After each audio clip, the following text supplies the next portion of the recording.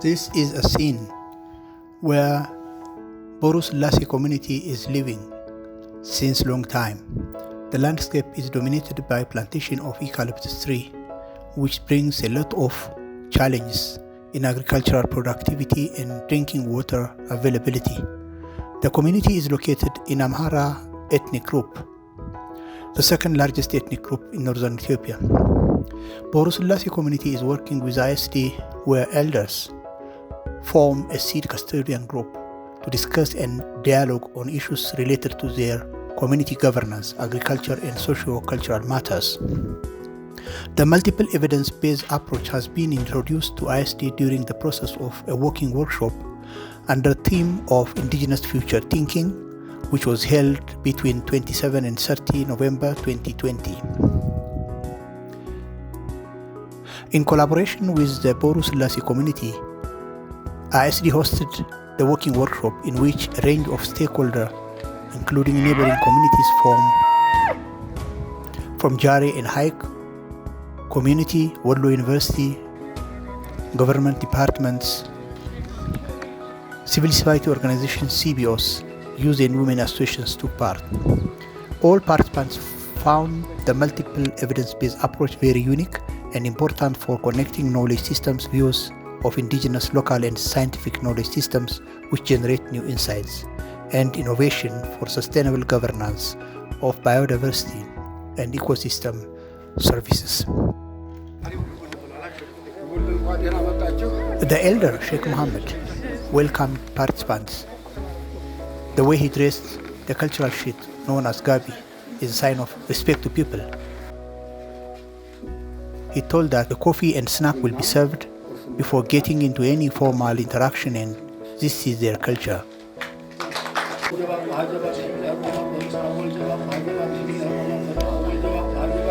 Invited the village elder for blessing, and the elder is leading the prayer while others receiving the blessing. The elder is blessing the territory and the participants, while others also receive the blessing.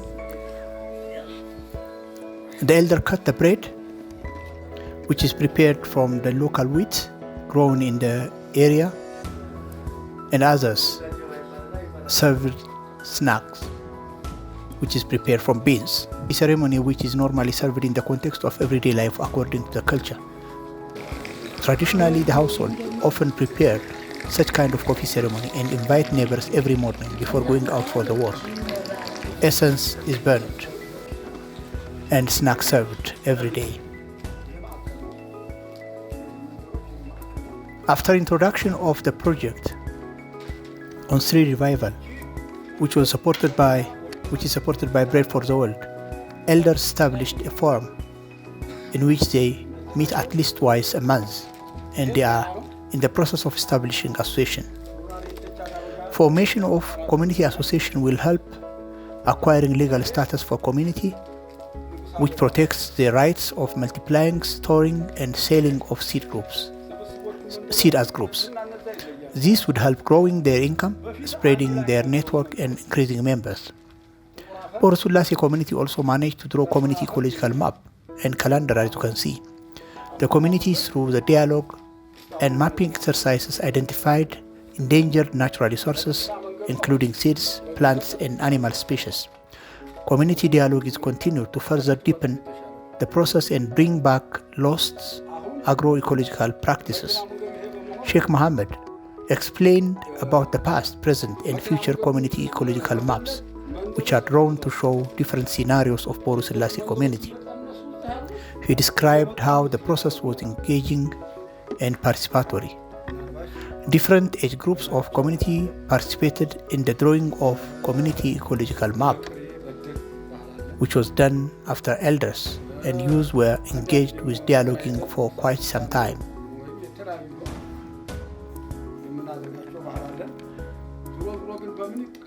He further explained the process in detail with participants, and questions and answers were held to have clarity on his presentation.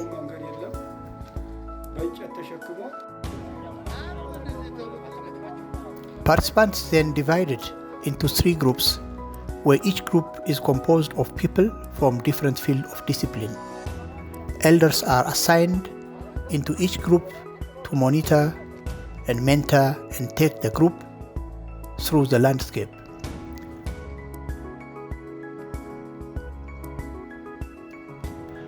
The elder is explaining that name of the Kabale or area according to government structure is known as 07 Kabale. According to him, there are lots of resources and forest resources is one. He said that community respect the forest a lot and have got sense of ownership at all times of transitions between different governments in the country.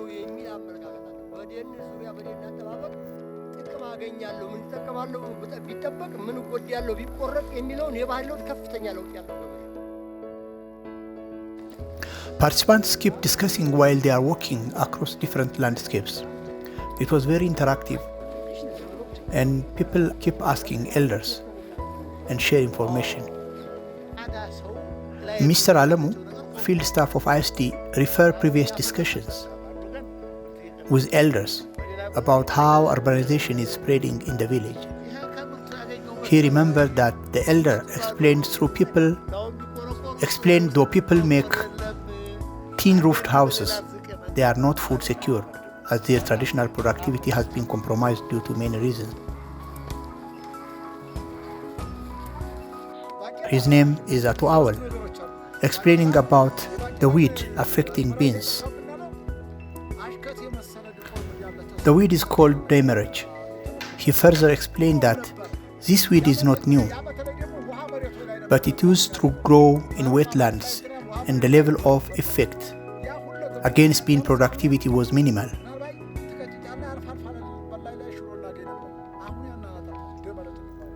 Now the weed began growing into any farm with beans which is grown, and it has been spread very fast from neighboring communities.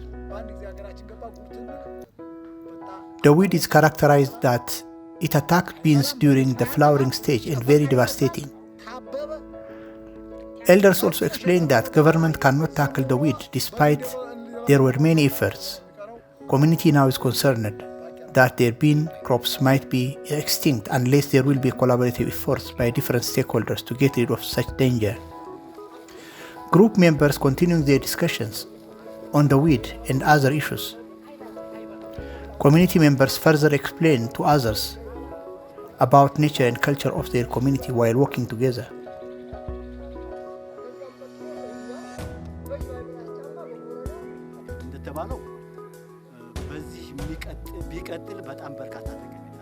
In another group, one participant from government office explained how the community could be beneficial out of income from tourism. He said that the forest should be a place for wildlife and other sources which could attract tourists. He explained also about the debate on seeking alternatives through plantation of eucalyptus tree, as this could generate quick income. But there are options provided, such as importance of adapting vegetable garden and agroforestry to generate income than replacing indigenous forest with eucalyptus tree.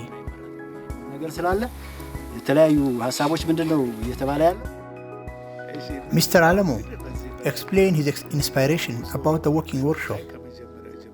He explained that participants were actively interacting, and elders described about the traditional of land use systems, natural resources such as different plants, animals, etc.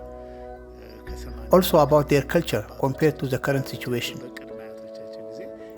He said that participants learned about plantation of eucalyptus tree, which is dominating the landscape, and farmlands which are covered by this tree. This practice destroyed water sources and springs, which has resulted in scarcity of drinking water. Urbanization also spread following road construction. Youth and farmers displaced from their original places to settle in road-sided areas. All this change in the area affecting the livelihood of the community in one way or another, and all this have been learned from their interaction during the working workshop. And he found the experience was very informative and the approach is very unique. In the following 2 days were discussion in Dase town, and groups presented their findings. All participants were actively engaged in the discussion, and common themes which have been brought in all presentations are that elders are knowledgeable and took the mentorship very well, and participants were impressed about their knowledge and the interaction with them and the observations they have made. And participants learned about importance of traditional agronomic and cultural practices in sustaining natural resources and different landscapes and soil types. They learn about them with knowledge which have been shared by elders about uses and management practices.